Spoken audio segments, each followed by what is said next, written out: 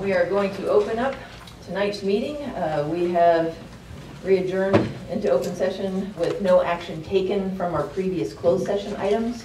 Those were a conference with real property negotiator and a conference with a labor negotiator with the Lakeport Police Officers Association. Thank you everybody for coming tonight. You can tell it's an important item when chairs start getting filled, so I appreciate y'all taking time out of your evening to be with us tonight. Our first item is going to be a call to order and a roll call. Councilmember Barnes. Present. Councilmember Mattina. Here. Councilmember Spur. Present. Councilmember Bartlett. Here. Mayor Turner. Here. Thank you. Next will be our Pledge of Allegiance. Augie, would you lead us in our pledge tonight?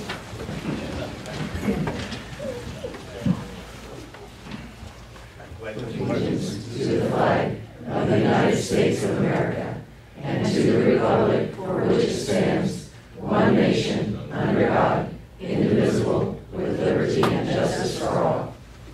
Thank you. Next item, acceptance of the agenda and urgency items. Do we have any urgency items? No? I'll accept the motion to accept the agenda. Madam Mayor, I'll make a motion to accept the agenda. Second. We have a motion and a second. All in favor? Aye. Any opposed? Motion carries. Next is our consent agenda items. These items are assumed to be routine and non-controversial. We'll take them all up at one time unless a request to pull them has been received. We have received such a request from staff today to pull items E, the Polestar Information Technology Agreement, and the delinquent utilities account. We will take up the Polestar Information Technology Agreement after the agenda, or after the consent agenda is adopted, but we will not take up the delinquent utilities account. Are there any other items the council would like to have removed from the consent agenda? No? No. Are there any items on the consent agenda that anyone in the public would care to address at this time? Oh, I guess I should read them to you. Sorry. Okay, let me tell you what they are. Ordinances, waive reading except by title of any ordinances. Minutes, will approve the minutes of the City Council regular meeting of June 19th, 2018, and the special meeting of June 26th, 2018. Approve the warrant register of July 10th, 2018. Reject claim number 2018-005, filed by Mario and Leon Williams, as recommended by REMIF. The Polestar Information Technology Agreement is listed as follows. Approve and authorize the city manager to execute a professional services agreement with Polestar Computers for the provision of IT support services. The next item, approve and authorize the city manager to execute professional services agreement with JJA CPA for independent auditing services. Authorize the city manager to sign a contract with West Consultants Incorporated not to exceed $35,541 for the preparation of reservoir inundation maps and for an EAP for the dam serving Emergency Action Plan is the EAP for dam serving the Clear Lake Municipal Service District's wastewater reservoir. The last item, which we're going to pull from the agenda, is adopt the proposed resolution electing to have delinquent water and sewer user charges, fees, and penalties for fiscal year 2017 through 2018 collected on the tax roll and set a public hearing for August 7th, 2018 at 5:15 p.m. Are there any items listed in our consent agenda that the public would care to address? Seeing none, I'll bring it back to council. Madam Mayor, I move for approval of the consent agenda minus item E, Polestar Information Technology Agreement, and H, delinquent utilities account proposed resolution. Second. We have a motion and a second. All in favor? Aye. Any opposed? Motion carries.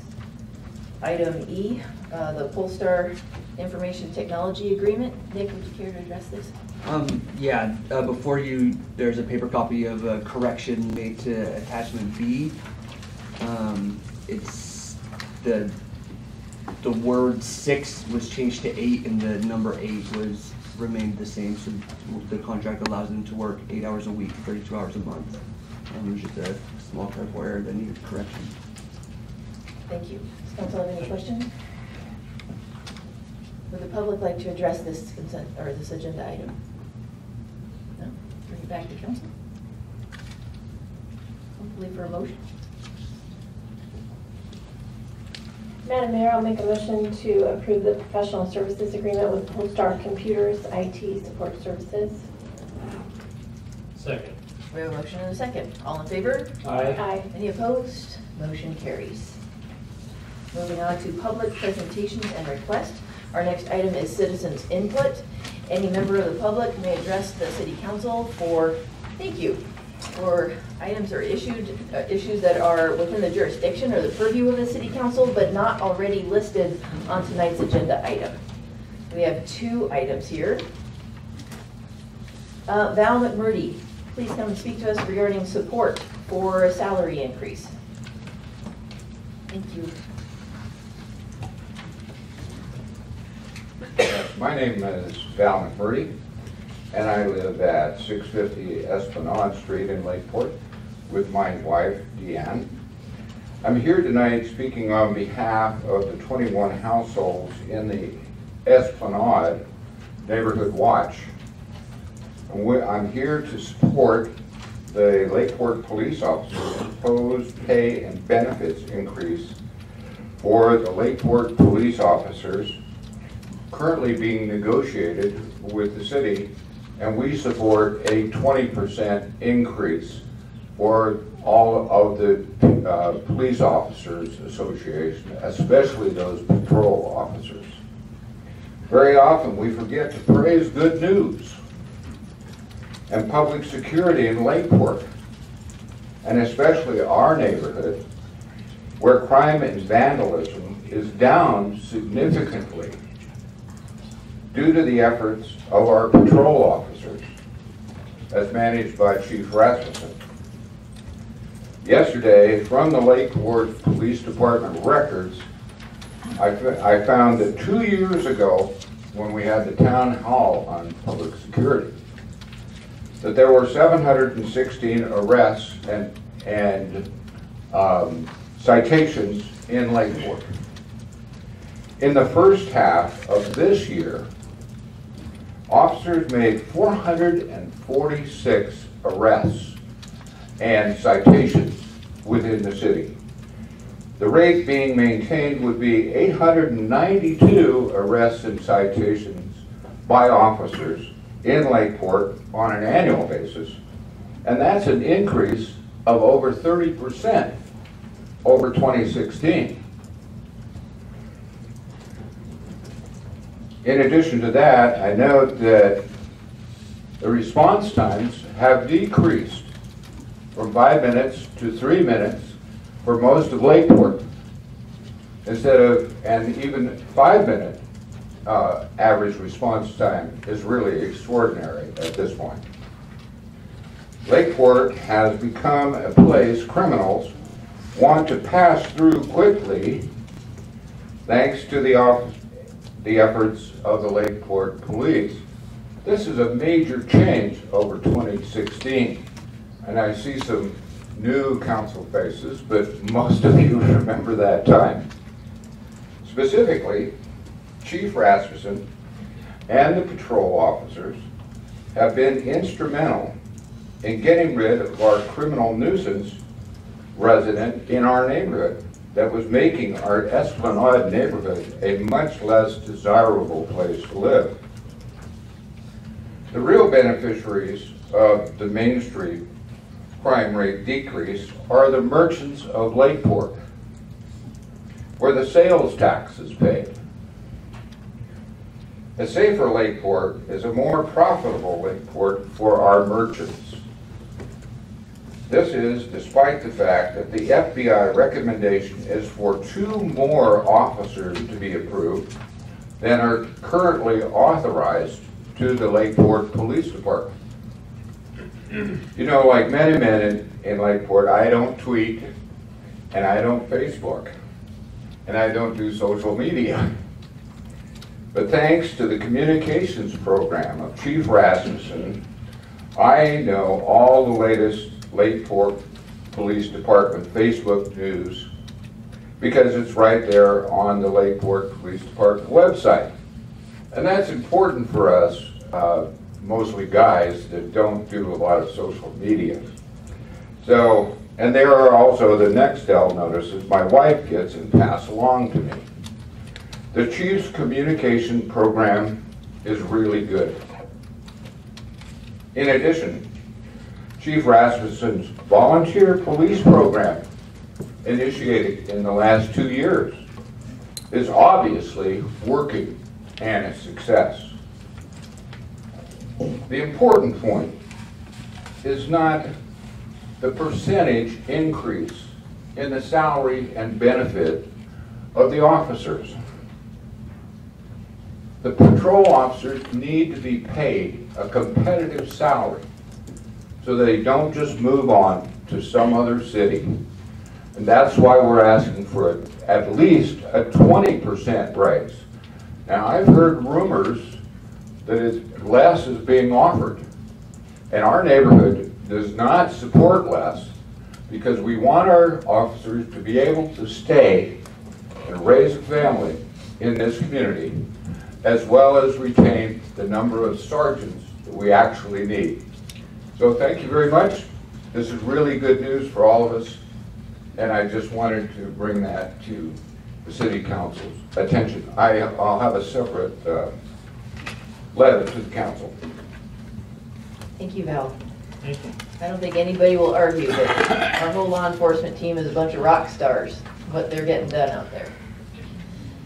Did you have another piece of I'd like input? to make a small In just comment. one moment, I have another one already turned in, and then we'll get right to you. Thank you. In the meantime, if you wouldn't mind filling out a citizen's input for our records, that'd be awesome. At the back.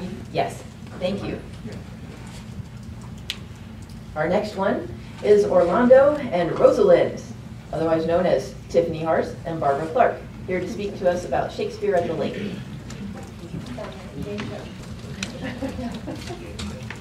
Hello, hi. I'm Barbara Clark, And I'm Tiffany Hars. and we're two of the cast members of this year's Shakespeare at the Lake production, As You Like It. On behalf of the cast and crew, we want to thank you guys for your ongoing support for this program. It's a great thing. The venue you guys give to us is just wonderful, and it's unparalleled to other backgrounds and stages we've had, so thank you. And as a token of our appreciation, we're going to be performing a little teaser, a little stage performance for everybody of the play coming up. So I hope you all come. Tiffany, if you don't know yet, is our leading man. So to help set the stage, we're gonna... Poof, I'm a man. And Barbara is our leading lady. However, we are both banished from the kingdom, and in order to keep her safety, she dresses like a boy. So I'm going to give her a little bit of a shadow. There we go. Yes. Perfect. Show everybody, Barbara. Excellent. So we meet at a wrestling match. We immediately fall in love. And then we go out to the forest and we meet again. And when we meet again, I have been putting up love poems all over the forest. I'm crazy in love with Rosalind. But I don't know that that's who she is. And this is where the mischief begins, so if you want to see what happens, you'll have to come see the show after this. Do you hear, Forester? Very well. What would you? I cry you, what is the clock? You should ask me what time of day. There's no clock in the forest. Then there is no true lover in the forest, or else sighing every minute and groaning every hour would detect the lazy foot of time as well as any clock. And why not the swift at a time? Had that not been as proper? By no means, sir. Time travels in diverse paces with diverse persons. Where dwell you, pretty youth? With this shepherdess, my sister, here in the skirts of the forest, like fringe upon a petticoat. Are you native of this place? Your accent is something finer than you could purchase, and so removed a dwelling. I've been told so of many, but indeed an uncle of mine taught me to speak, who was an inland man, who knew courtship too well, for there he fell in love. I've heard him read many lectures against it, and I, thank God, I am not a woman to be touched with so many giddy offenses. Can you remember any of the principal evils he laid to the charge of women? I pray thee recount some of them. No, I will not cast away my physic, but on those that are sick. There is a man that haunts this forest, that abuses our young plants with carving Rosalind on their bark. If I could meet that fancy monger, I would give him some good counsel, for he seems to have the quotidian of love upon him. I am he that is so love-shaked. I pray thee, tell me your remedy. That is one of my uncle's marks upon you. He taught me how to know a man in love. What were his marks? A lean cheek, which you have not. A blue eye and sunken, which you have not. An unquestionable spirit, which you have not. Then your hose should be ungartered, your bonnet unbandaged, your sleeve unbuttoned, your shoe untied, and everything about you demonstrating a careless desolation. But you are no such a man. Fair youth, I would I could make thee believe I love. Me believe it, you may as soon make her that you loved believe it. But in good sooth, are you he that carves the verses on the trees? I swear to thee, youth, by the white hand of Rosalind, I am that he, that unfortunate he. But are you so much in love as your rhymes speak? Neither rhyme nor reason can express how much. Love is merely a madness, yet I profess to curing it by counsel. Did you ever cure me so? I would cure you, if you'd but call me Rosalind and come to my lodge every day and woo me. Now, by the faith of my love, I will. Tell me where it is. Go with me to it, and I'll show it you. And by the way, you shall tell me where in the forest you live. Will you go? With all of my heart, good youth. Nay, you must call me Rosalind. Come, sister, will you go? Yay!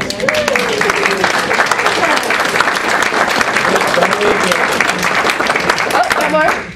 When is this fantastic performance? Oh, this is the last weekend of July, last Saturday and Sunday, the 28th and 29th. It's at 6:30. It's a free event for anyone that wants to come. Bring blankets, bring low back chairs, set yourself up, have a picnic, and enjoy Shakespeare. And it's right out here at the right by the gazebo. Right by the gazebo, right out to the park, and we'll have a big stage. You can't miss it. You shouldn't miss it. And we've got a beautiful backdrop of a lake, making it even more beautiful. Can't beat that. So thank you. Thank you, guys. Thank you.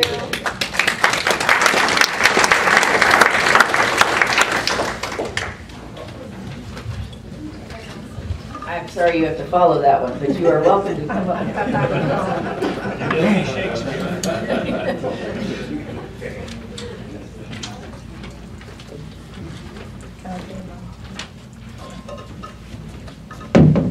Hi, my name is Tom Wakeman. I've lived in the community now for 3 years. I've lived in multiple communities throughout the state for the last 81 years. And I've never lived in a community where the law enforcement, the police department have been so interactive with its citizens and the support that they give us. I live in a community, I live actually in Esplanade, and we decided because of the situation we're under, we would set up a neighborhood watch. Chief Rasmussen and his officers have been great support helping us put this together. They come to our meetings, they give us all kinds of support. They've been extremely active in quick response into our community when the problems have arisen. I've never lived in a community that had this kind of response, and so I'm all in favor for giving them this financial support they need to keep their officers here and not lose them to another community where they have a higher paying scale. So that's my 2 cents. Thank you. Thank you. Come on up. Sorry, yes, again. I'm losing my voice. Hi, my name is Verna Schaefer. I live on Esplanade also. I'm not really prepared to say much, except I do want to support our police force. Because of what was going on, we had a lot of negative criminal stuff going on in our neighborhood, so we decided to form a neighborhood watch. Chief Rasmussen and his force were absolutely cooperative and supportive. Every time we had a question, we could communicate with them. They came to a lot of our events to show support for what we were doing, gave us great advice. They were always there, and they helped put an end to what was going on there, and we really appreciate it. You can't have a good town unless you have a good police force. We have a good town. We've got a great police force. We have to support them. Thank you very much. Okay, is there any other member of the public or citizens input?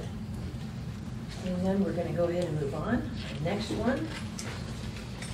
Presentation of donation by the Lake County Chamber of Commerce for the annual fireworks show in Library Park.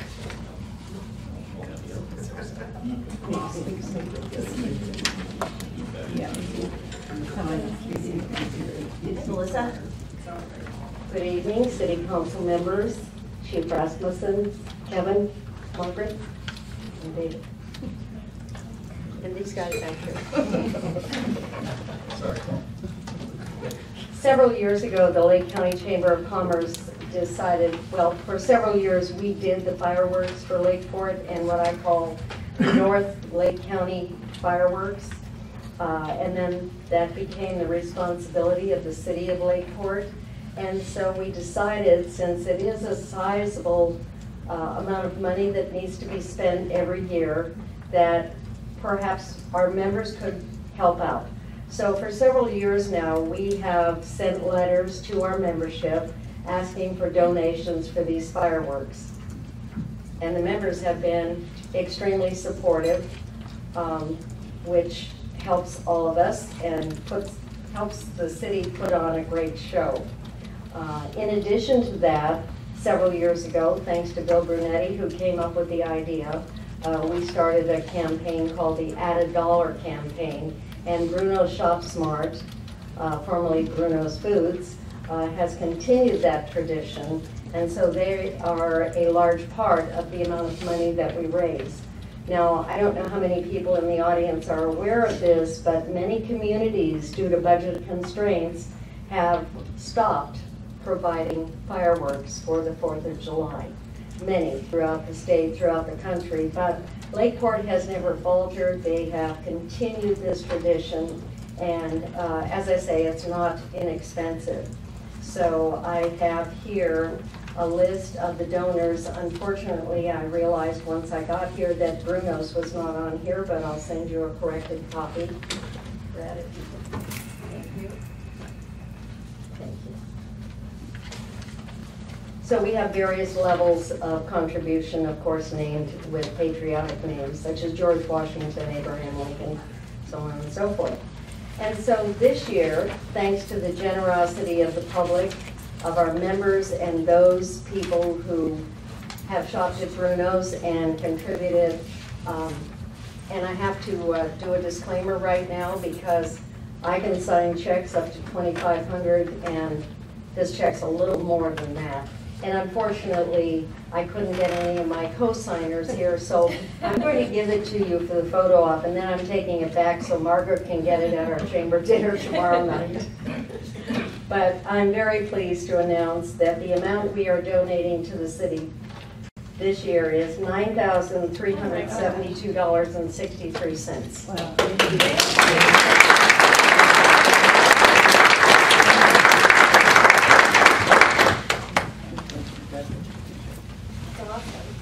Wow.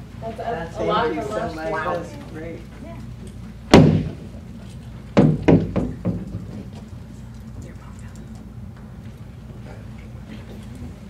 Wait, more cameras. Thank you. And I would also like to ask everyone in the public to next year, keep in mind when you shop at Bruno's, ask the clerk to add a dollar. Thank you. That was wonderful.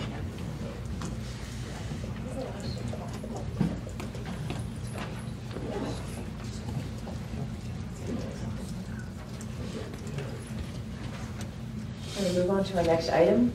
Under public hearings, hold a public hearing and adopt a resolution ordering the Community Development Director to abate said nuisances by having the weeds, rubbish, refuse, and dirt referred to be removed from the properties listed and for which objections were not allowed, in order that his assistants or deputies are authorized to enter upon those private properties for that purpose. Kevin? Thank you, Madam Mayor, fellow council members. Your council will recall that on June 19th, a resolution was adopted declaring the continued presence of dry vegetation, creating fire hazard conditions on approximately 150 parcels throughout the city to be a nuisance. Staff requested to be able to utilize the admin citation provisions outlined in the municipal code to abate said nuisances, rather than the city-initiated abatements proceedings that are provided in Chapter 8.30 of the Lakeport Municipal Code. The council, during that meeting, requested staff to not only utilize the administrative citation process, but also maintain the ability to self-abate properties if necessary. Staff made according changes to our procedures to make sure that we still had those tools available to us, and this public hearing is part of that this evening.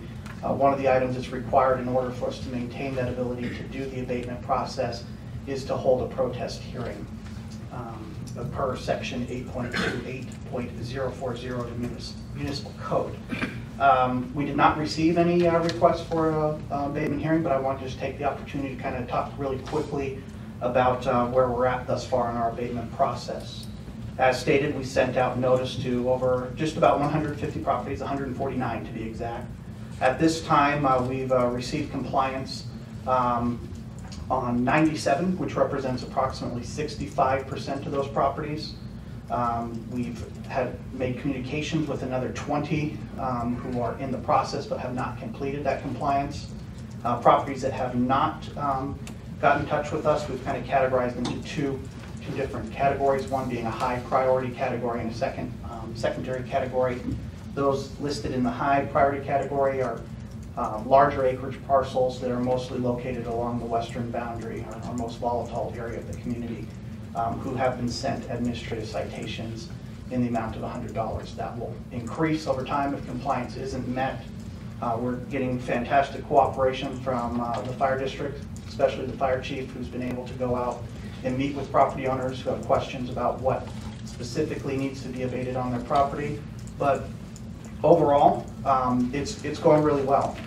So, you know, like we originally had set up nearly 30 administrative citations to go out through that first round, but after the fire chief going out and visiting all those properties, a lot of them did meet their compliance deadlines. And so, as I said, at this time we've only done 13.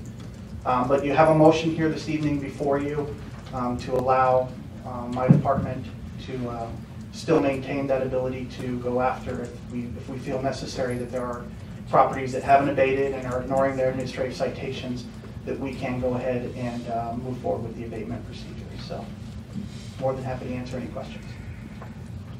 Any questions from council? One question. Do they have a right to appeal your things? Correct, absolutely, and then the city council would be that appeal body. Those administrative citations we just sent out last week. We haven't surprisingly got any calls back from them, so I'm sure that they will happen. That's just a matter of time. So I would imagine over the next couple of days we will get some calls in regards to that first batch of administrative citations. And there's it's either a 5 or 7 day calendar day appeal period. So if we receive any appeals, they'll likely be on your next council agenda. And if you don't hear anything, say in 2 weeks or 3 weeks, what happens? The fines increase from $100 to $200, and then they'll go up to $500, and repeating that $500 until compliance is met. Madam Mayor? Let's open it to the public. Oh, did you have another question? Is there any member of the public who would like to speak on this item tonight? Is this the firework item? Nope, not yet. We'll get to that one. Yes, this is a public hearing Oh, for whoops. those Yeah, well- individuals who wanted to object to the abatement of weeds on their property. Great, thank you. Keeping me in line. We'll go ahead and open the public hearing for anyone who would like to state said objections.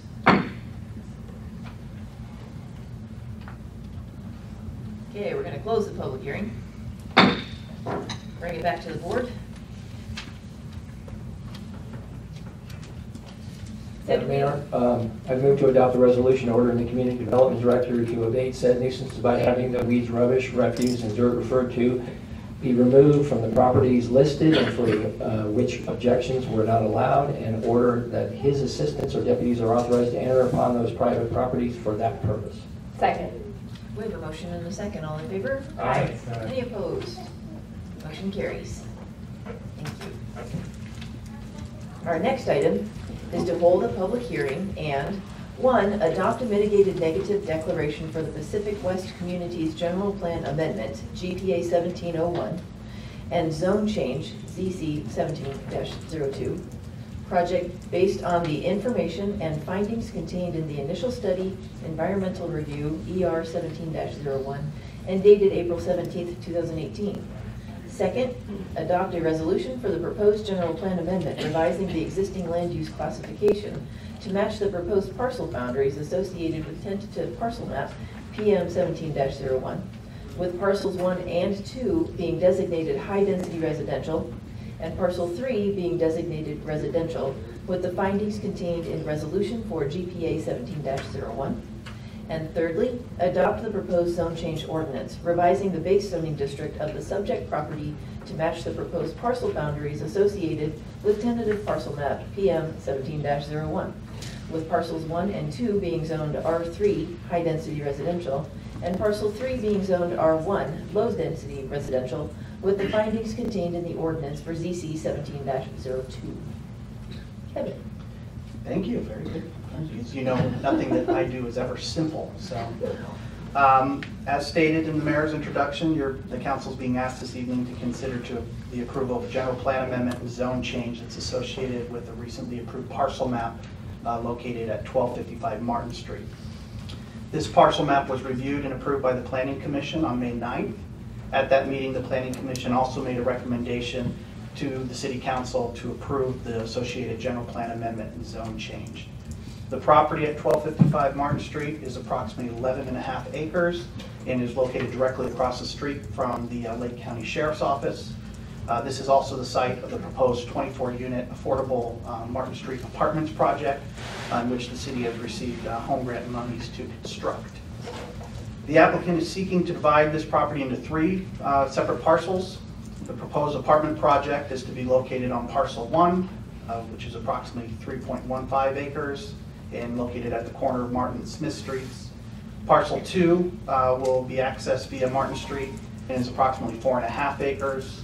Parcel 3 is accessed via the unimproved Smith Street at the southern end of the property for about 3 3/4 acres. The property is currently split zoned with both a general plan and zoning designation of high-density residential and low-density residential. The applicant is seeking to maintain these 2 designations, but change them up so that the reconfiguration matches the proposed parcel boundaries. That would make parcels 1 and 2 maintaining a high-density residential designation, and parcel 3, which is located a little further on the unimproved portion of Smith Street, maintaining a low-density residential designation. The council may, if it chooses, reconsider or modify or amend the Planning Commission's decision related to the parcel map and associated environmental document, but the council's statutory responsibility relates to the general plan amendment and the zone change proposal. The applicant has indicated that they intend to pursue future affordable housing projects beyond just the 24-unit apartment complex at this site, and the completion of this parcel map aids in the ability to develop additional affordable housing. As proposed, this project, including the general plan amendment and zone change, is consistent with the Lakeport general plan, including the housing element. Also is consistent with the Lakeport zoning ordinance, California Environmental Quality Act, State Subdivision Map Act, and the Lakeport Subdivision Map Act. And staff is recommending the council adopt the mitigated negative declaration, general plan amendment resolution, and zone change ordinance. And staff, of course, can assist with answering any questions related to any other element of the project. Are there any questions from staff? Not, I'll go ahead and open the public hearing. All right, opening the public hearing on this item. Are there any members of the public who would care to address this item? Seeing none, I'm going to go ahead and close that public hearing. We will bring it back to the council. David, should we take these separately or all in one? We do need to have 3 separate motions. Madam Mayor, if there's nothing further, I'll move to adopt a mitigated negative declaration for the Pacific West Communities General Plan Amendment, GPA 17-01, and zone change ZC 1702, project based on the information and findings contained in the initial study environmental review, ER 1701, and dated April 17, 2018. Second. We have a motion and a second. All in favor? Aye. Any opposed? Motion carries. Madam Mayor, I move to adopt a resolution for the proposed general plan amendment revising the existing land use classification to match the proposed parcel boundaries associated with the tentative parcel map PM 17-01, with parcels 1 and 2 being designated high-density residential and parcel 3 being designated residential, with the findings contained in the resolution for GPA 17-01. Second. We have a motion and a second. All in favor? Aye. Any opposed? All right, next. Madam Mayor, I'll make a motion to adopt the proposed zone change ordinance revising the base zoning district of the subject property to match the proposed parcel boundaries associated with tentative parcel map PM 1701, with parcels 1 and 2 being zoned R3 high density residential and parcel 3 being zoned R1 low density residential, with the findings contained in the ordinance per ZC 17-02. Second. We have a motion and a second. All in favor? Aye. Any opposed? Motion carries. Thank you.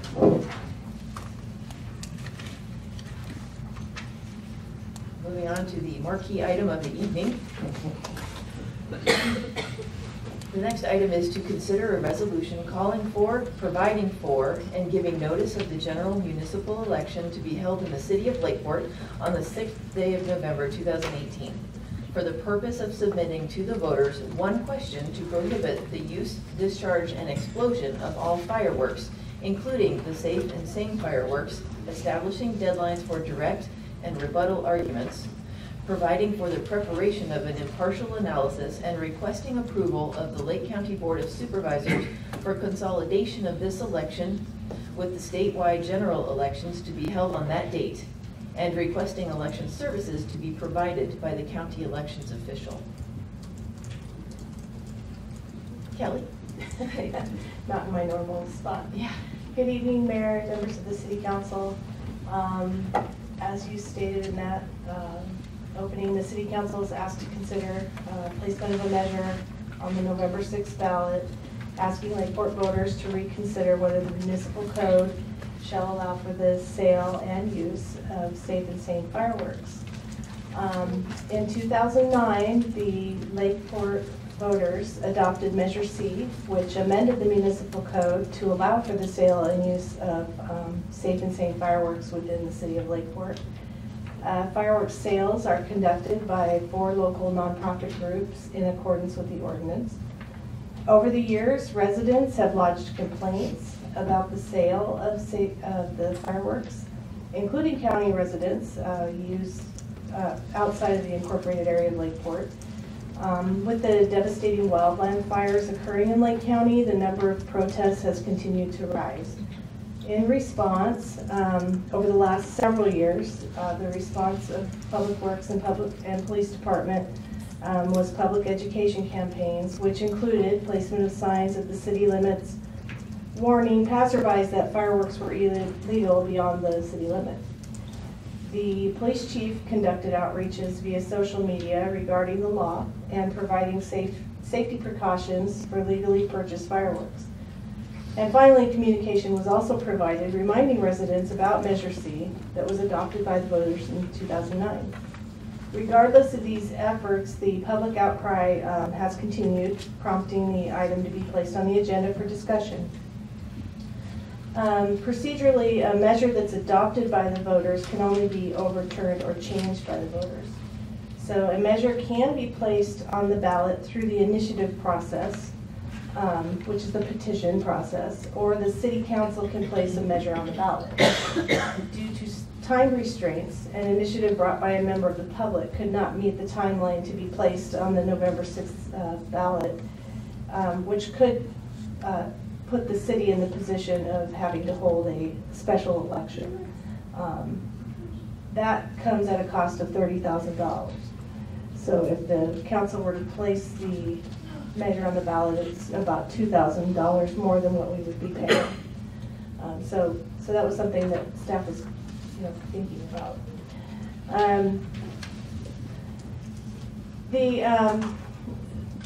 The measure is outlined in the staff report, and the ballot question is outlined in the staff report. I believe in response to some correspondence we received today, the city attorney has an alternate ballot question to submit to the council for consideration. And should the council move forward with placing the ballot question, the question on the ballot, they would need to adopt the attached resolution. So if there's no questions, and the police chief is ready also to answer questions about communication he has received, as well as I think Kevin Ingram was acting city manager during the recent sales, and I had several calls too. I have a few things I'd like to say. Would you like to go first, though? Totally up to you, I can. Go right ahead. Okay. So over the past several years, it's not been uncommon for the police department to receive calls or what you could consider complaints or concerns regarding sales of fireworks in the city of Lakeport. Usually they were related to fireworks being taken into the county areas where they're illegal. That's kind of the common theme over the past few years. And being used in areas where people have concerns that they're not legal or they could start fires. Due to those those concerns, we kind of started increasing our public notices and education regarding fireworks use, both for safe and sane fireworks that are sold, as well as illegal fireworks.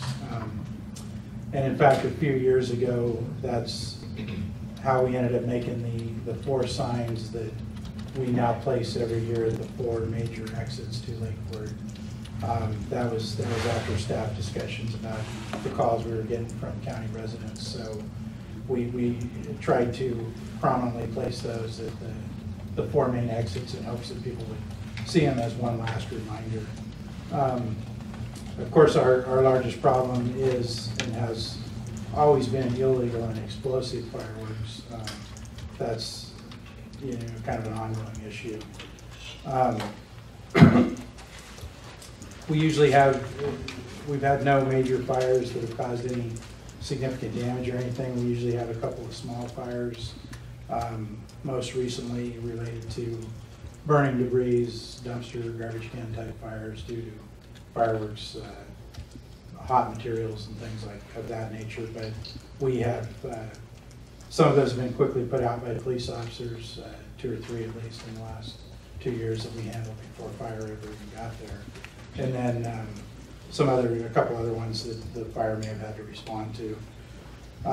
So due to those concerns continuing, I increased again social media outreach for the most part through our 3 major social media outlets at the police department. Just trying to get the word out to people that here's the laws for the safe and sane fireworks. Here's the safety precautions, and the city. I included city limit signs and things of that nature to try to keep people educated, and then also advise them that we'd have 0 tolerance for illegal fireworks. We would take strict enforcement action. So.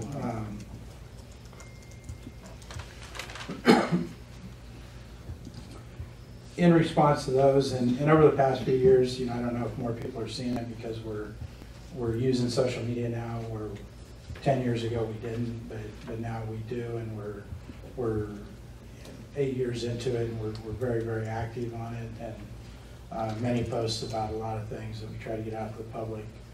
And in response to those, I got a few direct messages, some personal contacts from people, and then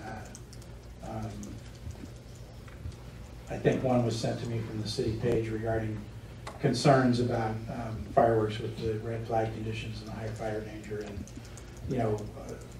those were the direct ones, and then a lot of comments. I think I counted maybe 64 when I went through our posts of people with just general concerns, a lot of them saying, how come they're still allowed? How come you don't stop them in red flag conditions? Why doesn't the city council do anything, et cetera, et cetera? So in response to that, I wrote a follow-up article which outlined that how the fireworks law was developed in Lakeport, how in its current state, how it was developed, and that it was a voter initiative and therefore could only be modified by approval of registered Lakeport voters. So I tried to kind of explain that to people just so they would understand, because a lot of folks don't understand jurisdictional lines. They don't understand necessarily the difference between legal or illegal fireworks. It's kind of all over the board with questions that you get, and it seems like, for whatever reason, I mean, nature of our business, a lot of them come to us. So that was kind of what we were trying to do this year, and I think I counted, we did 9 articles in 13 days prior to the 4th of July, just to mainly try to keep getting the word out. And we had significant reach on those, I think. From what I saw, we, potentially up to 42,000 people saw those posts, and over 200 folks shared them, and around 150 people commented on those. And those comments counted were just on police posts. I didn't count or really review or count up any stats off of shares off of those posts or anything. But just kind of all over the board, I saw some comments about, citizens need to take an initiative forward, or a couple of them on that nature. But again, most of them were concentrated on, what are you going to do about the folks that take them into the county? What's your solution for that? And unfortunately, there's really not. They're illegal in the county. The only thing I can really do is educate, and we do work closely with the fireworks groups. Our lieutenant meets with them every year. We provide them with the information that we want put out in relation to the laws and where they can be set off. So we provide that info, and they're very good at working with us and handing that information out to the folks that purchase them. But the bottom line is, and I'm aware of a lot of people that are very diligent and they follow the law. They go, some people, to the extreme, overboard in safety precautions and making sure that they're set up to prevent if something got loose, they would take care of it. But unfortunately, we do know that there's a lot of folks too that they don't either care about the law, they don't read it, they don't want to follow it, and they choose to do what they want to do. Those are the folks that I worry about and that don't listen to us.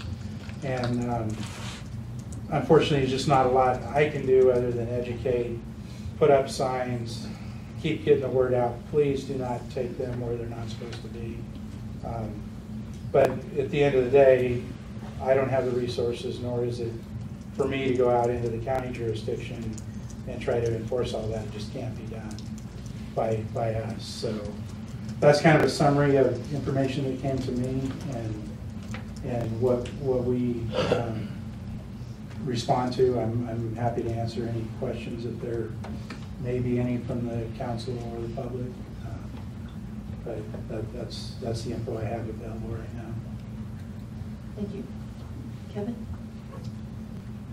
And nothing, just to reiterate, the chief's comments that, we got quite a few, especially as the Pawnee fire really raged.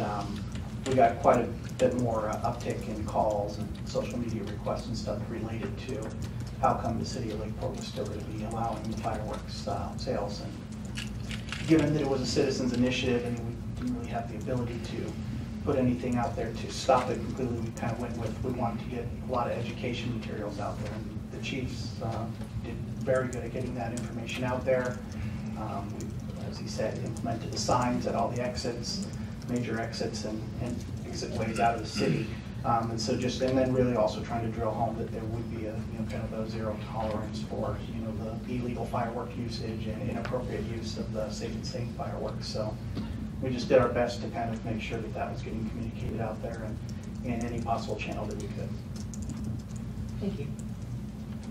So I wanted to just give a little additional background. I requested that this item be placed on the agenda, and I'll walk you through why I came to that decision. Before the 4th of July, I started getting contacts from the public, either through Facebook Messenger or just people stopping me during the day going, why, asking the exact same questions. Why is Lakeport still selling fireworks when we've got, Pawnee fire raging, when we lost all the houses? People were traumatized, and they were asking me from that viewpoint. So I came to staff, and through the discussions that the chief and Kevin have mentioned, I received input that actually it's just more people, it's a lot more people than the ones that are talking to me. There are a lot of people reaching out to the city jurisdiction. Later on I found out the county, the fire districts, all fire districts in our county, the board of supervisors, everyone was fielding a similar position, a similar question.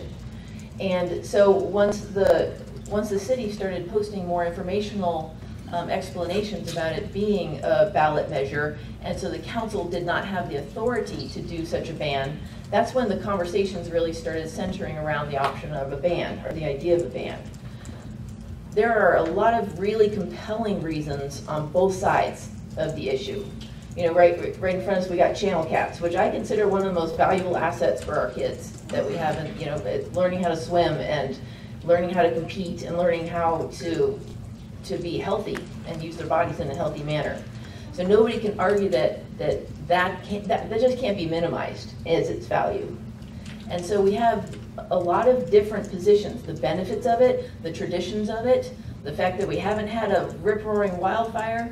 And so I just wanted to make it real clear tonight that the conversation tonight isn't about should we ban it, should we not, which side is more important, this side doesn't have as much value. That's not where we're going. Tonight's issue that we have before us is, given that this is a highly discussed, it's an item of high public interest, the discussion that we need to have tonight is, does the council feel like it's time to put it before the voters of Lakeport again? Is it time for a check-in? Is it time to give the voters of Lakeport an opportunity to have their voice heard again? It's been 9 years, 10 years since the last time. So that's the conversation that we're having tonight. I will ask that public input, which is always strongly welcomed and strongly encouraged, stay focused on the actual item. Let's not worry about whether we're taking a side, if it should be banned or not. The sides that we're discussing today are, should we put it before the voters or should we not?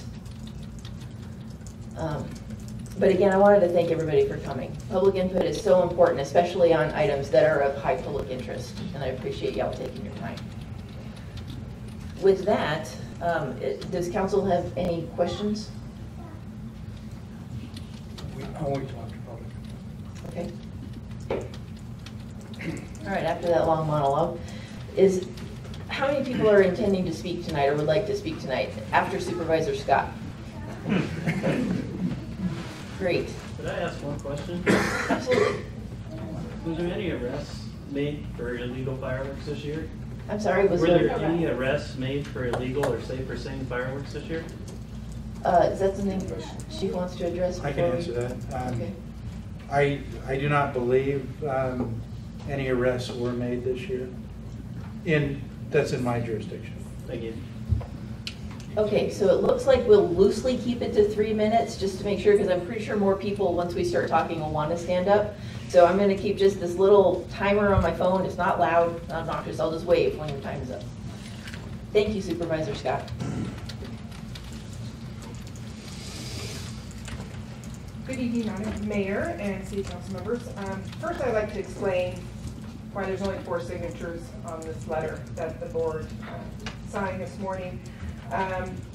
We had a very lengthy discussion at the board meeting if we were going to support this ban or not, and they voted to submit a letter supporting the ban. I, for one, feel different about this topic.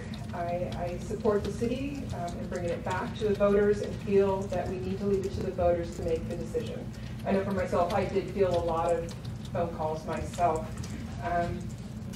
But I feel when making informed decisions, we have to be looking at evidence.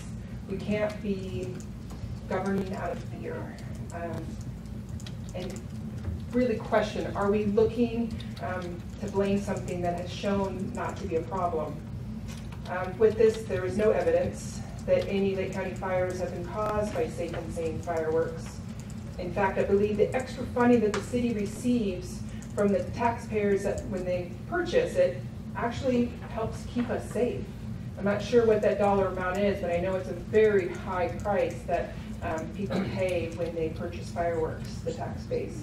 I feel if we eliminate the sale of fireworks, we also remove that funding that has kept us safe. I believe the ban of the safe and sane fireworks, it's not going to stop the fireworks. I know for myself, sitting out on the lake on the 4th of July, you could see all around the lake illegal fireworks. And I questioned that today too. Were there any arrests? Were there any fines? And talking to the police chief, he says, you can't pinpoint those people. So I think we need to be doing a better job of trying to stop the people that are bad actors instead of trying to penalize the people that are trying to do this well. And I think we need to look at both sides, the benefit and the problems. For myself, I see the benefits as extra funding to the city, extra funding to youth programs, and bringing tourism into our community. That was one argument that we had this morning, as I said, that these fireworks bring in tourists, and I was told, no, they do not. Myself, not this last year, but the year before, I sold fireworks. I met many tourists. I know that people come to our community because they're allowed to do safe and sane fireworks. So I really think we would be doing a disjustice to ourselves of eliminating that. We need those people to come into our city because we know we can't do this on our own. We need the outside coming in. And the problems that I've seen is people setting them off in undesignated areas and fear, community fear. So I think we need to be looking at how do we mitigate these problems. I support the city bringing this back to the voters. I, for one, live outside the city limits, so I won't be able to vote. But I think we need to leave it to them to make a determination. Another comment that came up today, this morning at the Board of Supervisors meeting, which caught me off guard, Supervisor Brown stated that Miss Lake County will not be taking a dime from the sale of fireworks this last 4th of July. I question that because I know that there was 4 groups grandfathered in. One was the Channel Cats, Miss Lake County, the Clear Lake High School, and Terrace. And we were told that when you decide not to sell your fireworks, it goes back to the city for a lottery drawing for another nonprofit. So I question, where is that money going to? If Miss Lake County will not be taking a dime of that money, it concerns me that we have thousands of dollars sitting out there that won't be going to where it needs to be. So I think that needs to be looked at. Thank you.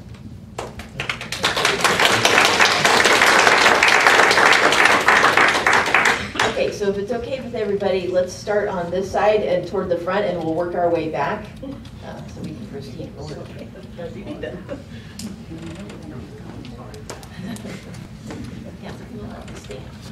Jennifer Hansen, Lake County Channel Cats. The Channel Cats have been teaching swim in this county and this city for 75 years. We teach about 150 swimmers every summer how to swim, so roughly 10,000 kids have learned to swim with the Channel Cats. These lessons aren't cheap. If they were cheap, you would still be doing them, or the county would be doing them, any school would be doing them, the Red Cross, everybody has quit but us. Half of our budget, which is $40,000 a year, comes in through fireworks funding.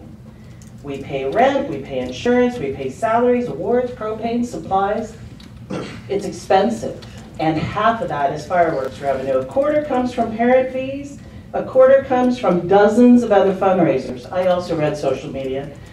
Unfortunately, so much of it isn't true, but many of our fundraisers, bingo nights, that's our best one, that's a $3,500 pop, pancake breakfast, gift wraps, numerous raffles, auctions, all of them combined aren't fireworks revenue, not even close. Without fireworks, we will not offer swim lessons. We just won't be able to. So one question I have for you, if these are banned, will you get in the business again of teaching our kids to swim? It's the second leading cause of death amongst children under 18. We're the only ones doing it. So somebody else better step up. Several of you had kids that learned to swim with us. All your kids learned to swim with us. And they would have without the fireworks revenue. I worked the booth with you. I worked the booth with Stacy. You can't quit caring just because your kids know how to swim. There's going to be hundreds of kids that come through this county and they're not going to know how to swim. We're called Lake County. Without fireworks, we're not going to be able to do it anymore. And can I please hear the language for the new language on the ballot measure? Thank you, Jen. respect to the ballot label, the question, which is included in the resolution, we did distribute on the back table and to council members a revised form of ballot question, which I can read if Please. Ballot title is the same, Lakeport Fireworks Prohibition Measure. Shall the measure to amend the Lakeport Municipal Code to prohibit the sale and use of safe and sane fireworks within the city of Lakeport be adopted? Thank you. Who do we have next?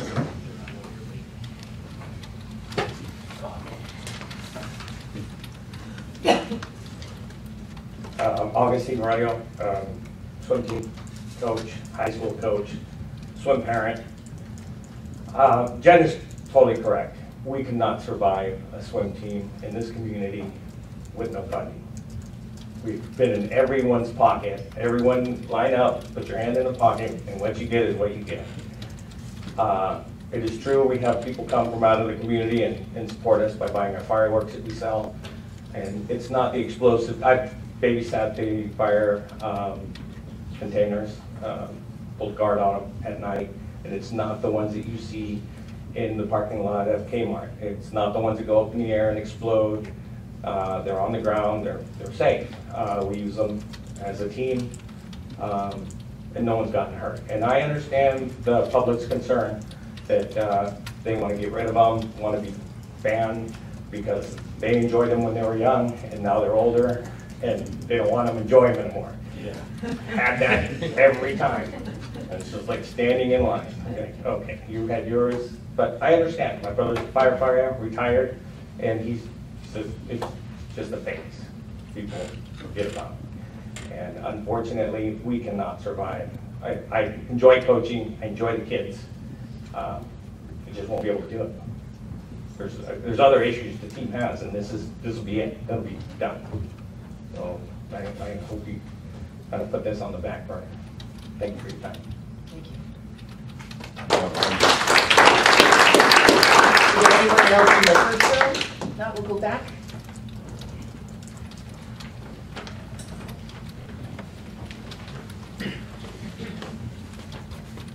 Hello, City Council. My name is Brian Williams. I'm a proud father of 3 gorgeous kids, and basically they've all grown up in the swim program. This program means a lot to my family and independently, not only to others out here in this crowd. This is our only fundraiser that makes a huge amount of money for our team, and it has become a team. It's become part of our society in our local area. Basically, everybody that volunteers for that swim team, which 2 of them up in the front, gives so much. And so do you guys too.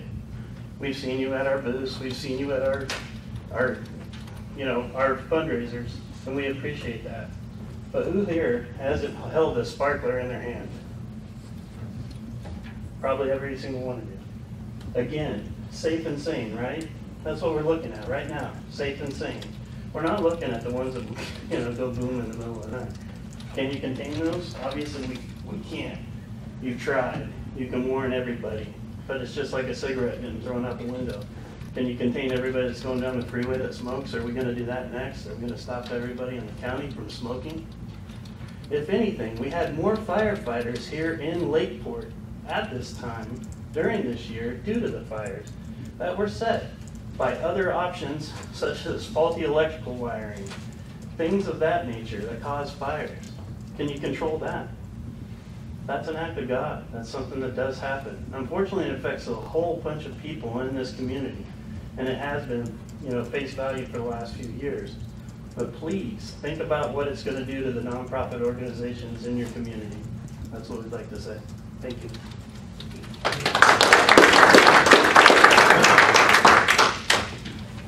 Anyone else? That row, moving back.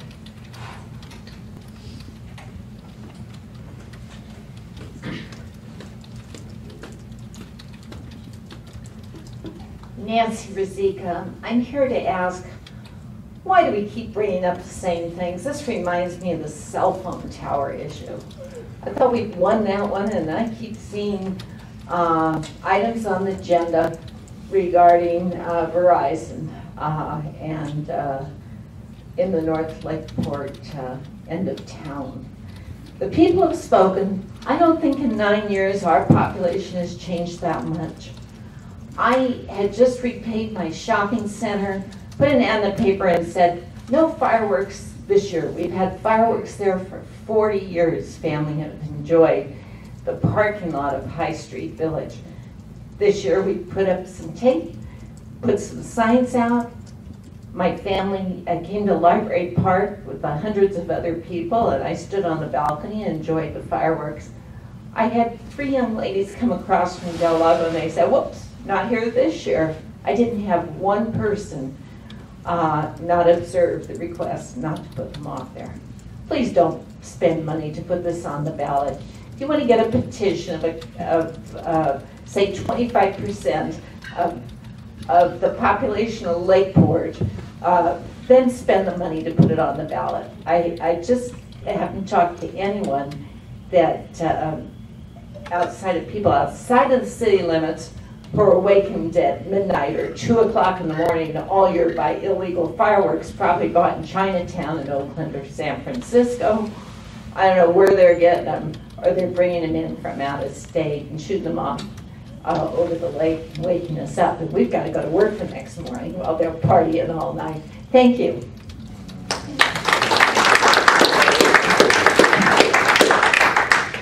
All right, anyone else in that row, or should we move back?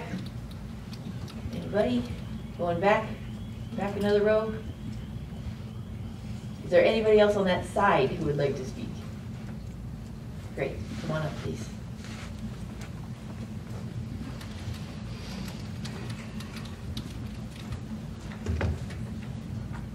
Good evening, Mayor, members of the council. My name is Dennis Riddell. It's my honor to appear before you in behalf of our client, TNT Fireworks. I've shared with you some information, including our public education plan, that for the last 9 years we've consistently, along with the 4 nonprofit organizations here in Lakeport, delivered on, complied with, and exceeded. In addition to everything outlined in that plan, between the 4 nonprofit organizations and TNT Fireworks, we fund almost another $2,000 in security and cleanup costs that arguably should be covered by the 5% surcharge that is being collected at the stands on each retail sale. To put this issue in perspective, Mayor, members of the council, I've had the opportunity to appear before probably 70% of the 296 communities throughout California that allow the sale and use of state-approved fireworks, that have in excess of 3,000 nonprofit organizations who this serves as, for most of them, their primary or certainly the most significant portion of their fundraising dollars. The situation in California in defense of the police chief has gotten to the point that the state of California is doing nothing to inhibit or prohibit the importation of illegal fireworks in California. As a consequence, local jurisdictions such as the city of Lakeport have not only become the first line of defense, they're the only line of defense. You will be misleading your constituency to believe that a ban or reversal of the position will indeed make it safer here in the city of Lakeport. Because of the fact that there is nothing stopping illegal fireworks, and in those jurisdictions that do not allow any fireworks at all, the body gravitates to illegals and is readily available, and oftentimes at a cheaper cost than the product that the nonprofit organizations that we sell. So I would encourage you to assess this in terms of end result from the action. Does putting it on the ballot achieve the result that those who may be opposed to fireworks hope to achieve? Will it achieve it? I suggest anecdotally and statistically throughout the state, it shows it won't. In fact, you can go online and Google time-lapse videos for the city of Oakland, the city of San Francisco, and the city of Los Angeles, all 3 of which do not allow any fireworks at all. And it is one massive public display of illegal fireworks. That is what's happening across the state, and until California does something about that, it will not change. And so the risk to this community from a fireworks cause fire will be illegal fireworks, not safe and sane. The community has shown that it can responsibly handle the use of this product.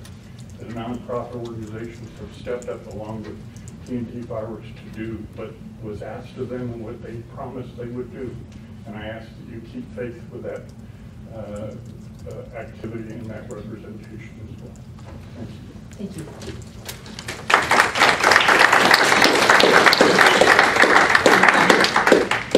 Okay, if there's nobody left in the back rows, we'll move up to the front on this side. We're going to shift sides now. Mark Rizika, Lakeport resident for 41 years. And I agree with get some signatures and get it on the ballot, you know. And I agree with Tina about governing on fear. We need to govern on evidence and I believe. And this community, you know, there's not much here going on. 4th of July is one of the really good things that we do here. And I just asked the board not to put it on the ballot. We just did it 9 years ago. And, you know, I have no problem voting on things, but it just seems, you know, instead of spending that money, I would suggest, you know, put it on the ballot. Unless you get the signatures, put it on the ballot and go for it. But if not, maybe I'd suggest taking that money you would spend on an election and give it to the Channel Cats or the Terrace or Clear Lake High School or, you know, these hard-working people that I see all the time working so hard for our children. So thanks you all, you guys, for all you do. And thank you for letting me speak.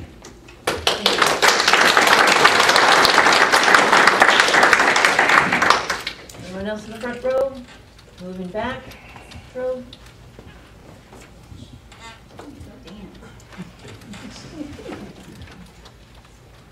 Dan Camacho. I just want to know why Tina got to go first. So anyway, just real quick, I don't want to go over anything everybody else has gone over. I was started with Channel Cats about 10 years ago, president of PTO at Terrace for 4 years, been on boosters for 4 years now, I think going in my 5th term. So I know the amount of kids that are affected by this money that's raised on a yearly basis. And unfortunately, I'm involved with other youth groups too, and I also know the issue where we're getting to be nowadays with we're spending more time raising money than we're spending time providing programs for our youth in our community.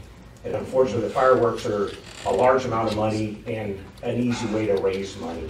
So I just, you know, we've already, other organizations that I'm involved with, we've already cut programs for youth just because we don't have time as individuals to be raising the money for these programs anymore. So just, you know, it's an easy way to raise money. Unfortunately, it's an easy way, but it's a good thing. It helps us be able to spend more time providing the programs for our youth in our community. So if it does get turned down, I suggest you give Brad, his group, a 20% raise because they're going to be busier on the streets. So, hey, thank you.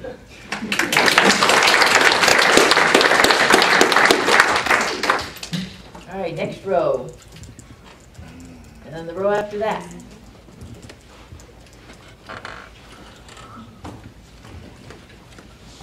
Quickly prepared something because I wasn't planning on speaking.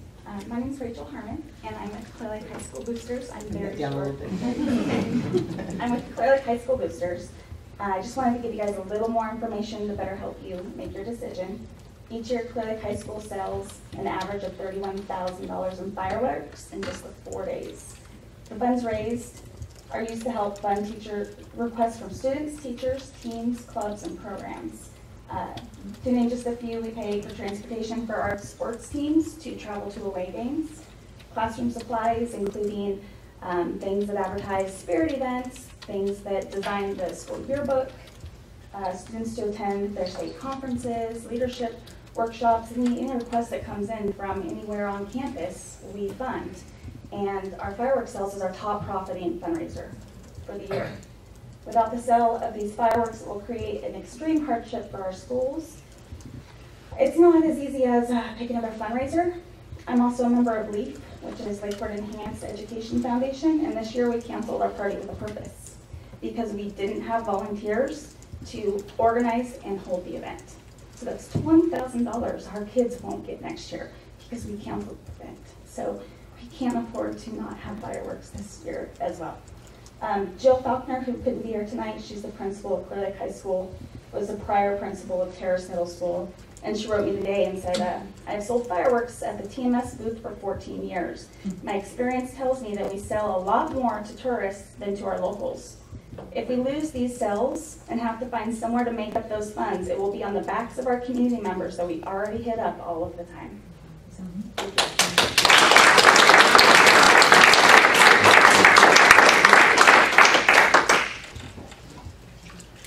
Next row.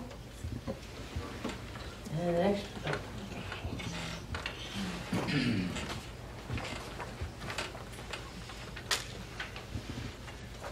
Michael Green, Lakeport resident and commissioner.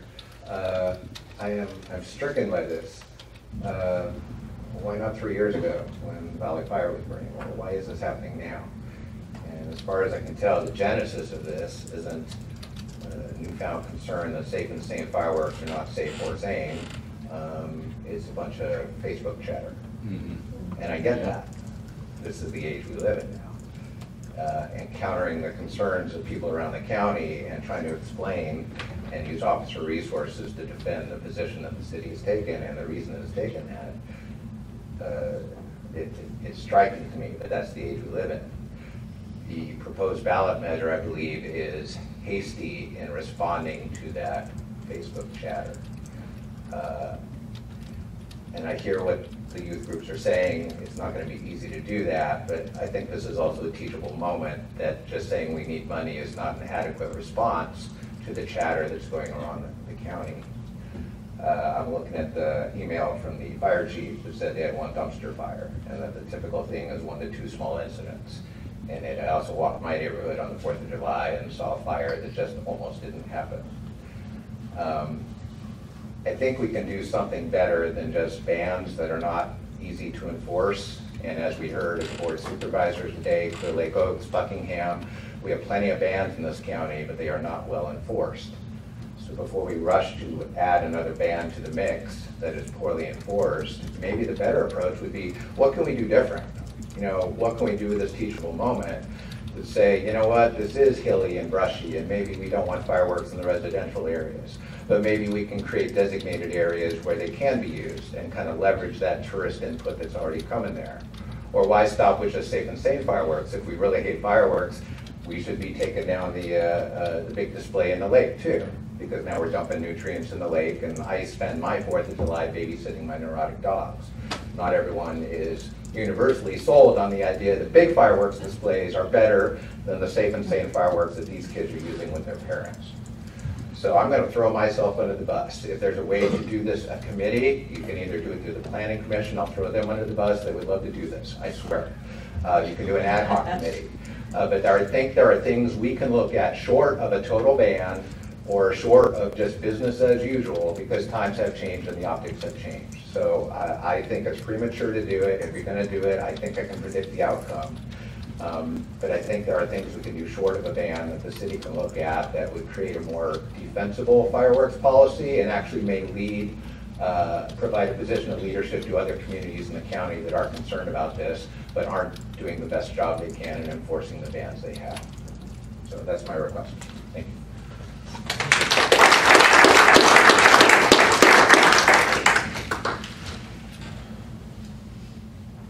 Just to reiterate, when we started the conversation, Facebook is one way to reach out to people through direct messaging or through ongoing social media conversations, but we're not talking about contacts that were just started from some eddying conversation in Facebook. There have been a number of county officials, elected officials, local officials, staff, fire district staff. A lot of people have been directly contacted by people with direct concerns. But thank you. I just want to make that clear. We're not just talking about an eddying Facebook conversation. Anybody else in that row? Next row? Thank you.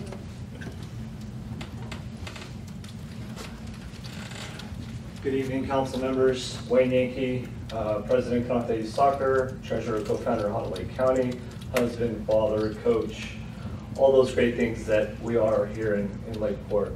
To your point that you just brought, Mayor, you know, I personally know that on June 18th, 2016, he got lots of complaints about a legal firework operation off of the lake here at my wedding, which a licensed pyrotechnician lit off. So I mean, the complaints are going to come in whether you like it or not, and you know, I know that that happens. So anyhow, we haven't really talked about one thing that's pretty important, I think, is what the 4th of July is all about. I am also a veteran of this country, and the 4th of July is huge for me, not only for all these agencies and boards and teams and whatnot that I'm a part of. My wife's a board member of the Channel Cats. We're constantly trying to raise money for our children to provide opportunity, but independence and the celebration of that in itself.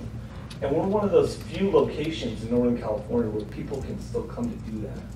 So we talked about the tourism money coming in, and we talked about all the different children that are affected by this, and we talked about the complaints now. I urge all of you to walk away from this and not even put it on the ballot. I don't think it's worth the time and money and energy to put this to a public vote. I feel like the outpouring of information and opinion that you have before you right now is enough. And as the planning commissioner had said, you know, maybe an ad hoc committee, find some other ways to be creative to combat the problem, which is illegal fireworks and non-compliance and taking them outside of our city limits. You know, I think that that's the more feasible course of action. So tonight, I urge you all to abandon this. Thank you. Thank you.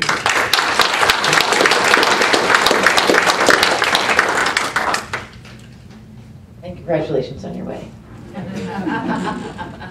Anyone else in that row? Going back another row? Great.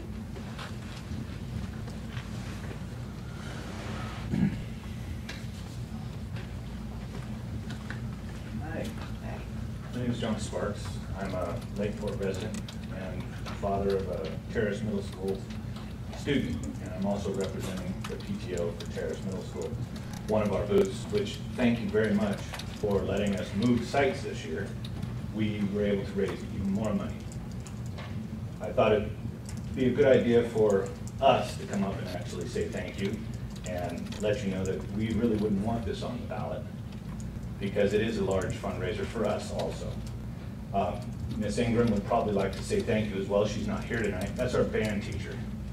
We were able to donate $10,000 to her to purchase all new band equipment for the Terrace Middle School for next year. The profits we made this year will also refill that loss. That'll help us buy, hopefully, the new playground equipment at Terrace. It's sorely needed. That isn't part of any funds or any kind of grant that is coming with the new buildings that are up there. It's all being generated from PTO, and hopefully LEAF will be able to help us. But I wanted to chime in just for just for Terrace Middle School, along with the rest of us, saying that we really don't want you to put this on the ballot. Just let the public come to us, and if they want it on the ballot, let them do it. Thank you very much.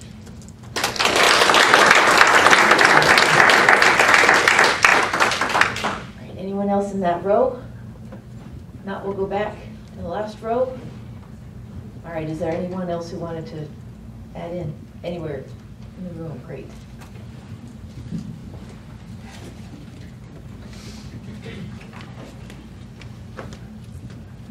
Hi, my name's Amy Williams. I wasn't really prepared to speak this evening, but Mayor, I know you said that it's not about why we should have it and who benefits, but I kind of feel like it was, you did state about social media and the thread, the people that are opposed to the fireworks from tonight's showing, if it would have mattered to them to have this on the ballot, they would have been here to speak if it was that big of a concern. I feel that the adults and volunteers that are involved in these programs teach responsibility. And I think it's important that we're teaching our children responsibility by following the safe and sane fireworks and abiding by the laws. We all know that the major fires were not set by fireworks. They were set by, like my husband said, electric fences, an arsonist, a hot tub wiring, not fireworks. So just consider that. Consider that the people who really can talk big on Facebook aren't here in person to plead their reason why to put it on the ballot. So, like I said, I'm not a good public speaker, but thank you for your time. You're doing good. Any other member of the public who would care to speak on this item?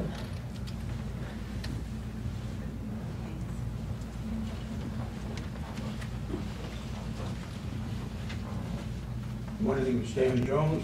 I am a resident of Lakeport, and I'm going to be in the minority tonight, I'm sure. The one thing I have heard all night is fireworks don't cause fires. The safe and sane fireworks don't cause fire. Fireworks, the key word is fire. So are we going to sit around here and wait and not do anything until we do, for whatever reason, have a fire that inundates and destroys part of our city? Then we sit back and we say, well, gee, why didn't we do something back in 2018?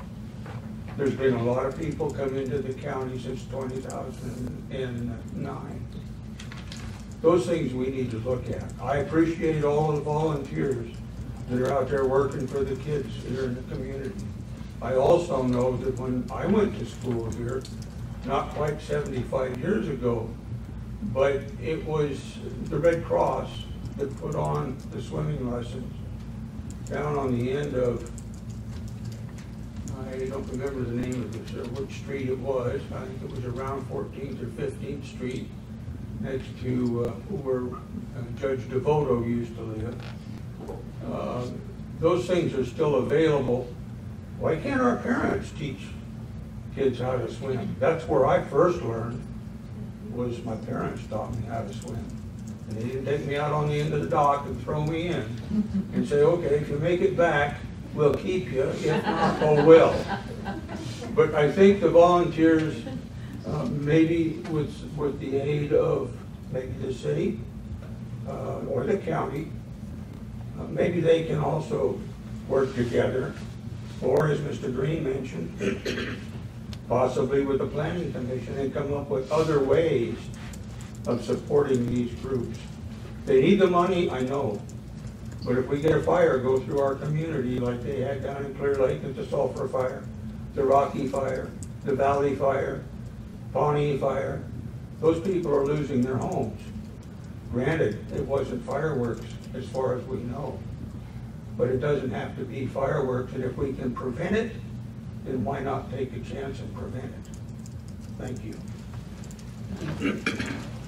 No applause? All right, if there's no further public input, we'll bring it back to council for deliberation. I have one thing to ask David. I don't know how up he is on the fireworks law that is existing now, but in 5.30.090, I was reading here that the governor of the state of California declares a state of emergency for the city of Lakeport or the county of Lake related to imminent threat of devastating wildfires and related intimate peril of people and property. The city council may, by unanimous vote, suspend the sale and use of safe and sane fireworks for the calendar year in which the governor declares the state of emergency. Is that true? That is true, because that's the ordinance that the voters approved in 2009. They provide that in this one case, the city manager may deny an application for a permit, so Okay. saving the same fireworks. So seeing how the Pawnee fire was declared an emergency in this year, we could have said no sales this year, correct? Too late. I mean, at that, I know it's too late. No, I'm just saying, if I read this, if there's a, It would depend, I my think, on concern, the... my real concern is the shortage of fire people, okay? Once they're sent out of our jurisdiction to help with county fires or out of county fires or whatever, our fire crews become like skeleton crews for the town itself. And so I'm concerned with if there's a big disaster and we send our fire people out, will we have enough fire people to help our town? That's my concern. Well, I can only speak to the ordinance Okay. that was adopted by the voters, but it does say that the state of emergency has to be declared in the city of Lakeport or the county of Lake. All right. And it needs to be a declaration with respect to fire, and only then, upon unanimous approval by the city council, could the city manager deny a permit. Obviously, it only affects that calendar year, so it would have to happen. Right, if there before wasn't July if there 1st. wasn't a disaster next year, then it wouldn't even take effect. Well, and if there was a fire emergency in September or October, it wouldn't affect the sales in 2019 because it only applies to the calendar year in which Correct. the emergency occurred. But I mean, there is a possibility, let's say there was a fire in May that was devastating in the county of Lake, and we decided that it was just too bad to do it. We could temporarily not sell for that year, according to this. That's correct. Madam Mayor, the thing that occurs to me is that if we had a ballot measure to whether or not PG&E should be allowed to continue doing service, when I think I looked on the internet briefly today, and CAL FIRE said they caused 12 fires in just October 2017. They had fires in Butte and Nevada County. They had an oak tree on October 8th fall down on a PG&E power line and burned 51,624 acres. 783 structures were lost. And everybody says, yeah, well, maybe we should just put PG&E out of business. There's no question that there's some inherent risk with fires and all those types of things. The fact is, it's so abundantly clear that you're going to have fireworks regardless. And most all of the most dangerous fires, and I know as a kid, I thought I would be cool and I would point a bottle rocket out over the lake, and lo and behold, it went right behind me out into a grassy field, and it was an illegal fireworks, and I was scared to death. And those are going to be the problems when you know you're having fireworks and people are coming from all over the state to come here and do this. You know, everybody has heightened awareness. I have a huge party at my house, and we've got the water hose, and we've got this big area and all that stuff. And it's not about the money that you're going to raise, because if it's dangerous, you're going to raise the money, and now you're not going to raise the money, and there's a huge danger, then, you know, I'm sorry, that is really, really horrible. There's no question about it. But the fact is, you're not going to stop the fireworks. It's going to come in from New Mexico and Oklahoma and all these dry states. They're going to bring it in from, like someone said, from Chinatown. They're going to bring it in anyway. The enforcement's going to be very, very difficult, especially in the early years if we put it on there. What worries me the most is people that are uninformed and don't get it. Now, I'm going to cite, I think, Proposition 57, and correct me if I'm wrong. The Public Safety and Rehabilitation Act was on the ballot. And it sounds like a really good thing. All the police chiefs all over the state said, don't vote for this. This is a horrible thing. It frees up criminals and everything. But people looked at the ballot and they saw it says Public Health and Rehabilitation Act, or Public Safety and Rehabilitation Act. They voted in favor of it. Now there's criminals running all over the place. And Prop 47 and 57 both have these really nice, what I consider fraudulent titles that people don't read the ballots. They don't know what they're voting on. That's what scares me about this. They say, oh, well, you know, maybe we should ban it. Maybe we had all these fires. Now, one of them was caused by saying fireworks. They were caused by mostly PG&E, and maybe we should put that on the ballot right next to it to get rid of PG&E. But that's not such a good idea either, is it? So, to me, the danger is putting something on the ballot. I don't see but one person an old timer here, and I appreciate it. You got to see your fireworks, and that's great. Now, I think this kind of thing is dangerous because people don't know what they don't know. They don't understand what they don't understand, and they don't realize that when you do away with the fireworks in Lakeport, they're going to be here anyway, and they're going to be out here, and they're mostly going to be illegal, and the ones in Lakeport will be illegal. So that's the way I feel about this thing that was voted on in 2009, and the big issue with the city council is, do we want to take a chance on spending $30,000 on a special election, or just go ahead and shortcut it and spend $2,000 and put it on there right now? And you know what? I'm saying, you know what? Bring it on. Bring in the signatures, and let's get it on the ballot. If you got so many people, you couldn't show up today, but if you've got so many people we can put on the ballot, I'll take the chance with the 28,000 because I don't want to take a chance on ignorant people voting on something that they think might be a good thing, but they really don't understand it, and they might just eke over the top of 51% because they're not reading their ballot, they don't understand it, they don't know where all this stuff is going. But it's not about the money so much, it's about the possibility that this could go away in this tradition. You know, the veterans, the celebrations, and all this stuff that I've been growing up with here. I've been coming up here for over 50 years, and this is a big part of my life. And to let someone vote on it because they're sitting in their safety of their home and they don't care about it anymore really scares me. And the Prop 47 and 57 is a perfect example of people not knowing what they're voting on. And putting it on the ballot might be just a little bit crazy. Let them bring it on. If they really want to do it, let's get the signatures and bring it here, and then we'll worry about letting the citizens decide. And I'm all in favor of that. I really am. So that's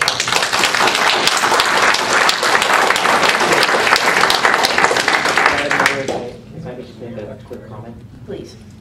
With respect to special elections, the legislature did amend the elections code effective January 1 of this year, and it's no longer possible to have an initiative signed by 15% of the electorate force a special election, which was previously the law. So to the extent that there was an initiative circulating out there that sought to place a similar measure on the ballot, it would go on the next regular general election. Does that make sense?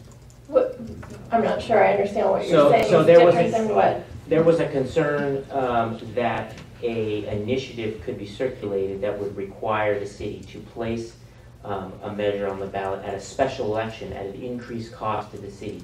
I believe special elections cost something like $30,000. $30,000, right. As opposed to, well, the elections code is now changed, and voters can't, petitioners can't force a special election by getting extra signatures. So you're saying if the voters brought forward an initiative, then they would have to wait for the next election. And it would be at the same cost as this.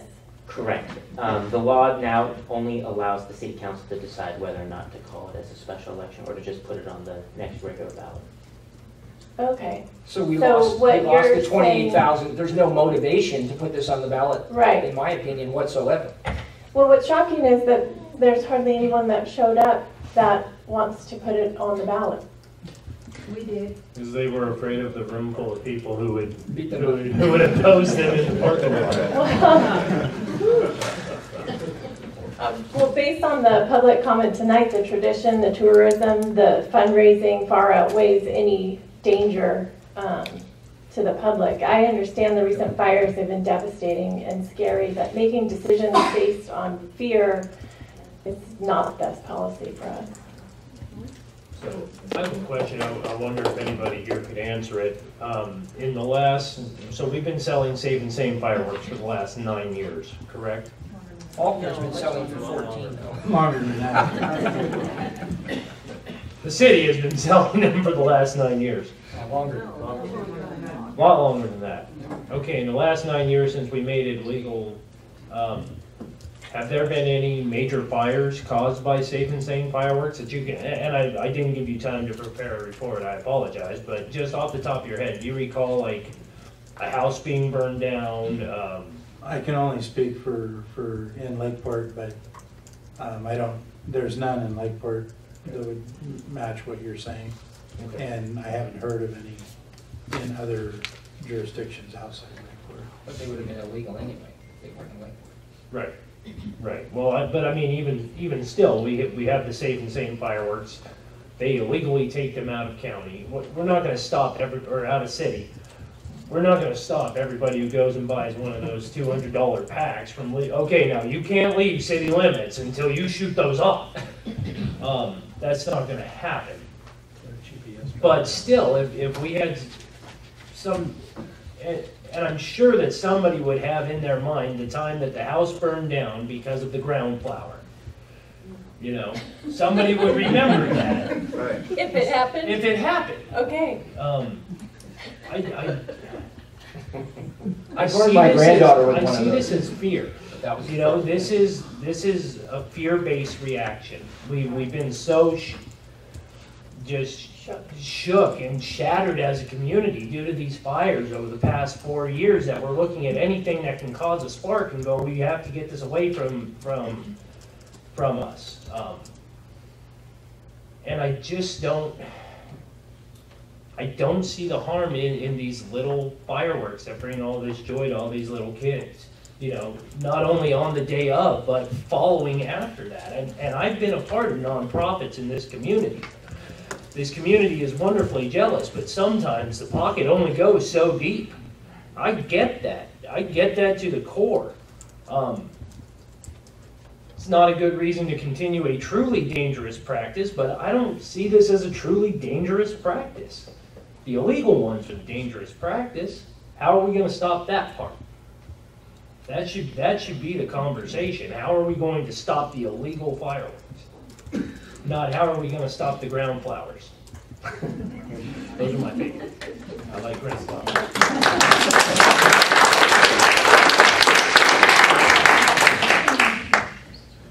All right. I can appreciate the council's position. I knew that this was going to be a heavy item when I considered requesting it be placed on the agenda, but I realized, I knew I was going to take hits too, even personal attacks. But I think that as an elected official who represents the city, to avoid bringing a conversation to the council based on the conflict or the tenseness of a discussion, the day that I'm going to avoid that is the day that I really need to get away from public service in the first place. So I appreciate everybody coming out, and I appreciate the position of the council, and I thank you so much for not, or for just being willing to talk about this item tonight in public session. And we appreciate you making it a subject to talk about. Right. So. And one thing, I tried to do some research on this item here, and I could not find anything basically written down except for on the internet, which, if people know what the internet is anybody with an IP address can get a Facebook account and can post anything they want. And if you have multiple emails, you can be the same person and post 150 things. So I'm looking for hard facts. Like Tina says, you know, we didn't receive any written complaints that I could find. And that kind of made me dig deeper type thing. So, and I appreciate, you know, bringing it to us to discuss it. Well, and we have some confidence in that it was not that long ago that we already did vote on this. Right. Okay. So, Well, we can either, I'm guessing we're not going to approve this resolution. So then our other option is just to decide not to place the proposed measure on the ballot. So how would the council like to proceed? Madam Mayor, I move that we not put the proposed ballot measure on the ballot. Second. We have a motion and numerous seconds. Any, all in favor? Aye. Aye. Any opposed? All right, then that motion carries. Thank you. Thank you.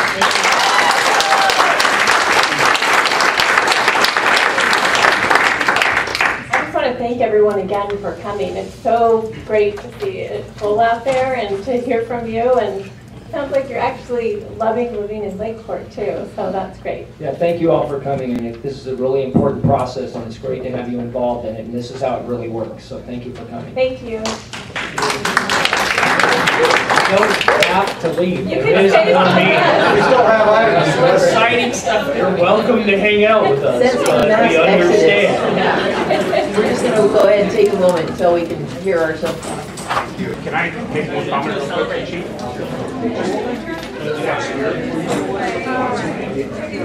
Bye, Jen.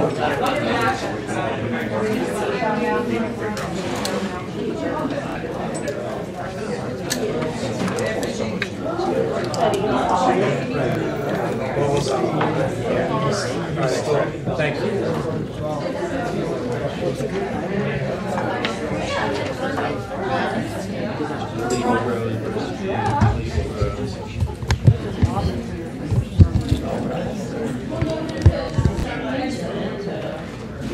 Okay.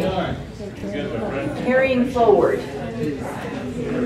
Our next item is to adopt a resolution granting consent to the County of Lake to establish the Lake County Tourism Improvement District. Kevin.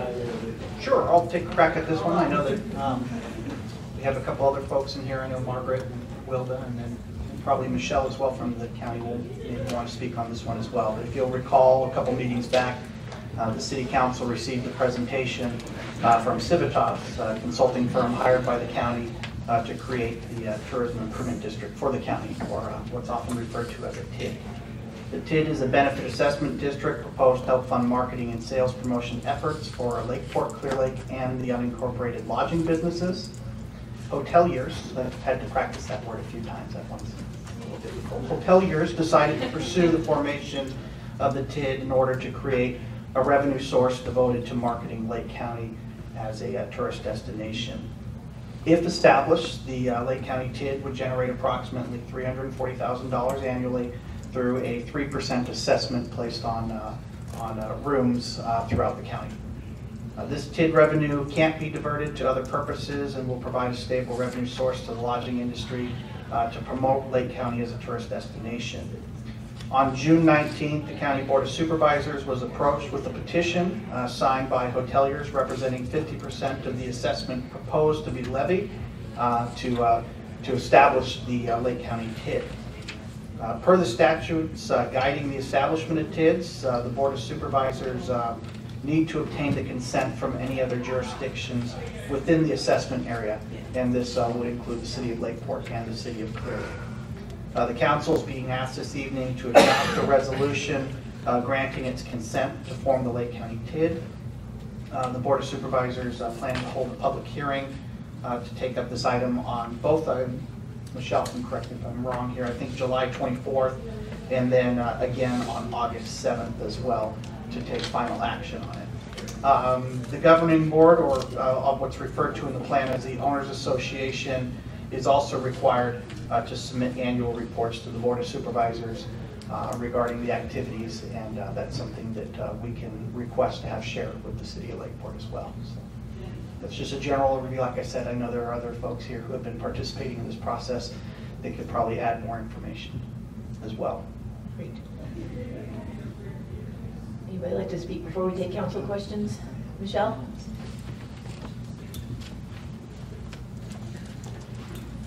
Now I need a snack because that was a long item. It's good to see you all again. As Kevin mentioned, how long ago was that, Kevin? Not too, I couldn't come up with the date right off the top of my head, but I'm not sure if it was our last meeting, but I think it was in June. I want to say it was in June. Anyway, to be coming back to you as we go through the steps of this process, and as he said, since this TID would operate in the entire county, Lake County, the next step is for you to consider whether you grant your consent for that to occur in the jurisdiction of Lakeport. Do you have any questions for me? One question. If I remember correctly, you had to get a certain percentage of the hotels to agree to do this type thing, and did you get all those? Yes, that, Councilman, that was the June 19th meeting. That was the end of the petition drive, and the amount needs to be over 50%, and we gathered 56.8%. Okay. Thank you all.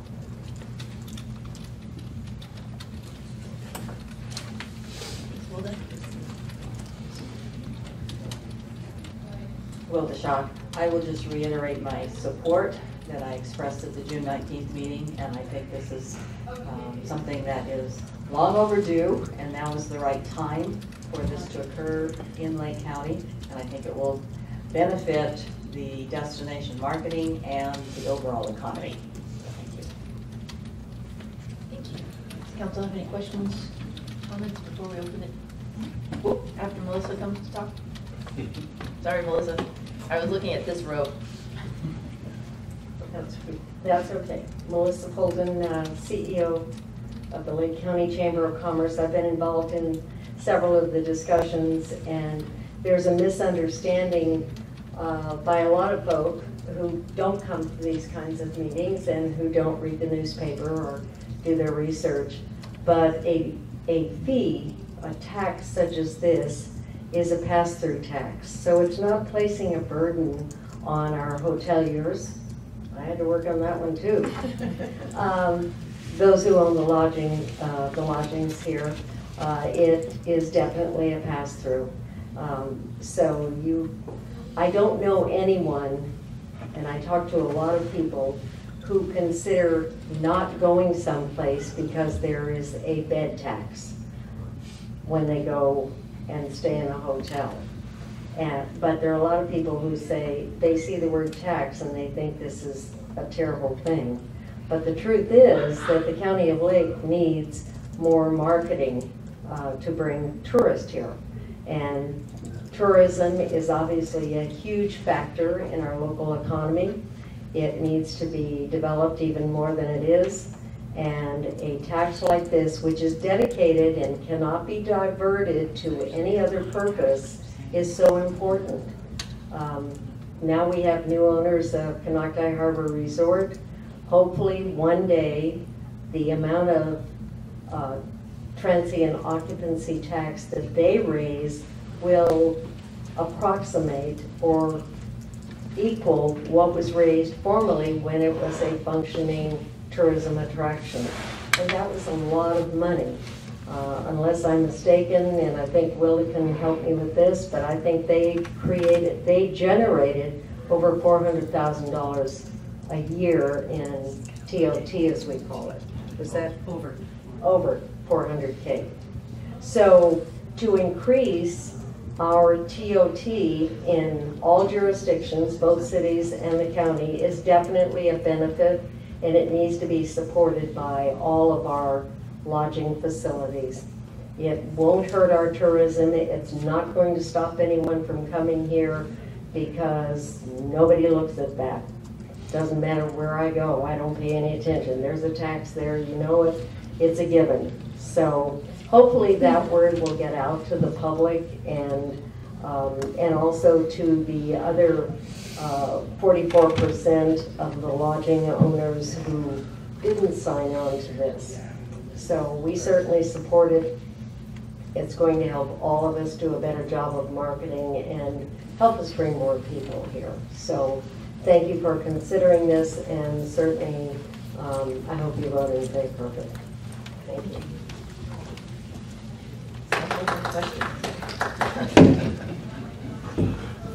Now we'll look back. Is there any other member of the public who'd like to speak to this item? We'll bring it back to council. Madam Mayor, if there's no further discussion, I'll make a motion to adopt the resolution granting consent to the County of Lake to establish the Lake County Tourism Improvement District. Second. We have a motion and a second. All in favor? Aye. Any opposed? All right, motion carries. I was too. I was going to say amen to more revenue for advertising Lake County as a destination. Well said, Melissa. Good job. All right. Our next item. Authorize the city manager to enter into an agreement with Lake County Broadband Solutions for the Library Park and Downtown Wi-Fi project. Let's address this. Good evening, Madam Mayor, council members. Before you is a proposal by Lake County Broadband Solutions for your consideration and discussion, and to authorize the city manager to enter into said agreement. As directed by City Council in the form of council goals, staff has been investigating options to install some Wi-Fi options in downtown Lakeport and the Library Park area. After inquiries and discussions with national and local providers. Lake County Broadband Solutions was the only company to provide a formal proposal, which is attached. The one-time equipment costs would be a purchase of city-owned equipment, and totals $7,500. The monthly cost of $250 a month or $3,000 annually is for a bandwidth of 20 megabytes up and 20 megabytes down.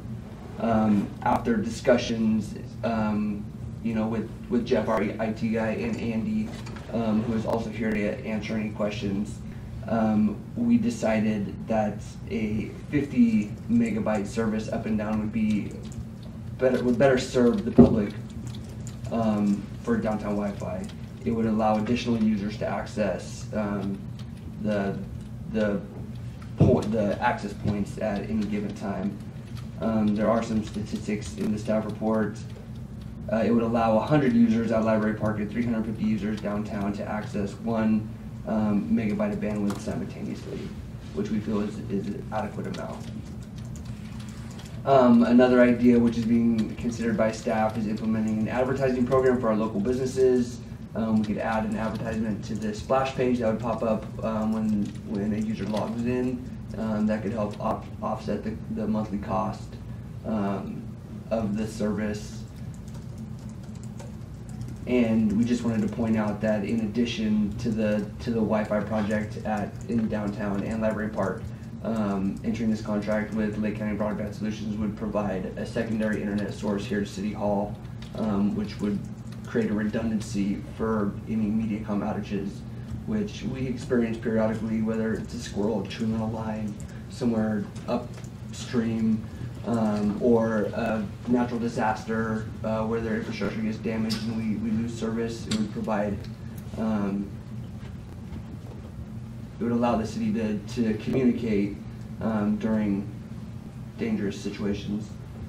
Andy is here from Lake County Broadband Solutions to answer any questions about the proposal.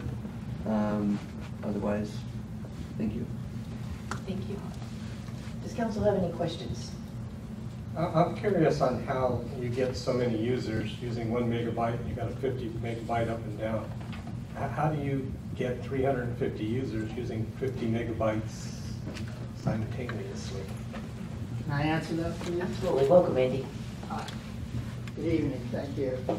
The technology we use, I don't want to get too technical, for this type of application does what they call a time division multiplexing, where the older equipment did not. So what that does is if you have users coming in, there's a wide channel and it multiplexes between the channels to pick up channels that are not being used. So simultaneously, that's constantly scanning the channels and picking up and filling in. When people use it, they don't get a dedicated stream like it looks like. It's because it's intertwined with other streams that are going on at the same time. So then you can build the number of users on it very easily. So basically you're using a time section. So really it's not simultaneously. You got 50 simultaneously, but being how it's a time section, people can use it because they're a lot slower than it is. That's correct. Yeah. You got it. That's the simple, yeah. Thank you. Okay. And then the other question I would have, I'm sorry, I'm a technical guy, so. I was looking at the map, and I was looking at the spots where you were thinking of placing these things. And I was wondering how far the blue dots ranges. Because we have one about 4 blocks from Monet's Cafe, and I was just wondering, will it reach that cafe? Yes. Okay. So the radios are placed about 300 to 400 feet apart, and it will overlap, but that's why we stagger them going down the street, and that gives continuous coverage all the way down the street. So from that blue dot, you're saying 300 feet down past that, it will range? Okay. Those are my 2 questions. Thank you. Anything else from council? Is there any member of the public who'd like to address this item? Do it. random person who didn't give her name had a comment there. Do it. I wonder who that was. Put her on tape. Okay, so we'll bring it back to council. I just wanted to say thank you to staff for working on this proposal. Wi-Fi on Main Street has been a top priority for me for a number of years now, and I really appreciate how receptive staff is to our priorities in the annual planning meetings. Thank you. Yeah, this is happening. I know, right? And it might reach North Forbes. Oh, that's good. And redundancy for law enforcement is an asset or a plus that I didn't even consider before, so I appreciate you pointing that out. Yeah, that would be helpful for us as well. So, Madam Mayor, if there's nothing further, I'd like to make a motion to authorize the city manager to enter into agreement with Lake County Broadband Solutions for the Library Park and Downtown Wi-Fi project. Second. A motion and a second. All in favor? Aye. Any opposed? Motion carries. We can cancel that. Handy divine tonight. Great. And our next item, authorize staff to conditionally cancel the regular city council meeting on August 7th, 2018, and approve the participation of the city of Lakeport in the National Night Out event with street closures and the gazebo reserved for the event. Thank you, Mayor. Mayor and council, so we're asking for the conditional cancellation in case there's any items that come up where council does still need to meet that night. I don't know at this point, but I think there might be one item that is going to need to be approved, but it's a short item. So I'm not sure how they're going to arrange that, but most essentially what we need is the council's approval to implement the street closures for the event. And that encompasses 2nd Street out here from the alley down to Park Street, and then Park Street down to 3rd Street. And then for the remainder of the locations, we'll use Library Park, but also need the closure of the gazebo reserved for the event because we'll be using that as well. So that's the important thing.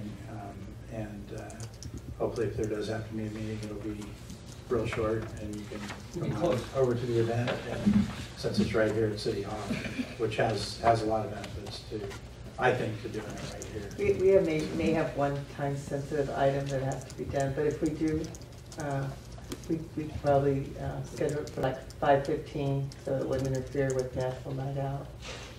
If that does come up, we have some background yet still to work on that item, whether it's going to be there or not. Or possibly a special meeting earlier than that to accommodate that. So unless there's questions, I mean, that covers the request. Any questions from council? Any member of the public here to address this item? Oh, Melissa left. Okay. I think, is that the day the kids go back to school? No, they go back the next morning, The next morning. Okay. which is not great for the event, but No. it is what it is. Yeah. We're not going to bed that early. Yeah, well, It's we over pick by the 8. date. It gets Yeah. over at 8 o'clock, so I mean, No late partying for these kids. I don't think it'll affect the attendance. Okay, just. All right, I'm ready for a motion, if council. Madam Mayor, I move to authorize staff to conditionally cancel the regular city council meeting on August 7, 2018 and approve the participation of the city of the city of Lakeport in the National Night Out event with street closures and the gazebo reserved for the event. Second. We have a motion and a second. All in favor? Aye. Any opposed? No. Motion carries. Thank you. Last item, city council communications. We'll start with Margaret. I just want to let the council know that we were awarded a CDBG grant for a little over $400,000 in business loans. And we got another $100,000 for a planning grant to study some issues in the Forbes Creek neighborhood. So totally it was $600,000, and included all the admin and implementation of this policy. So anyway, we were very excited about that. We did not get our other funding for the infrastructure, offsite improvements for the Martin Street housing. unfortunately, but we did get at least these two items, so we will be going out for an RFP for underwriter for the program again, and be moving on that soon. So it takes a few months before we get our final approvals to the state when we do this, so it won't be overnight that we'll have the funds available for them in a few months. Anyway, so we're excited about that. Thank you. David? No report. Paul? No report. Nick? We had a pre-planning meeting to sell the bonds for the solar project today, and pricing will occur tomorrow. And I have a login to the game day cloud-based profiles. If any council members are interested in coming by and seeing it be priced live. Between 8 and 9:30. 8 and 9:30. My office is the place. So it's looking pretty good. The rates are looking pretty good. Only so. 2 council members can attend that. We'll draw straws. Kelly? Yeah, I'm willing to give up my seat. I've never done. Chief? Yeah, just one thing, you're aware that we had the active shooter training.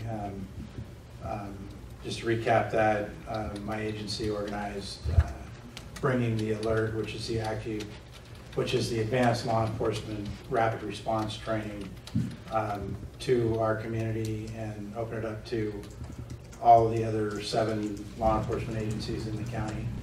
Every agency participated last week, and we trained 60 peace officers in our county in rapid response to active shooters. And without disclosing any tactics, essentially what it is training the officers in live scenario simunition training, where we're engaging in shooting situations with bad guys. But training officers to immediately, rapidly respond and enter the location to stop the threat as soon as possible. That's the bottom line of the training. And we did it at the school, but the tactics are the same, whether it would be an active shooter in City Hall, a shopping center, a store, a school.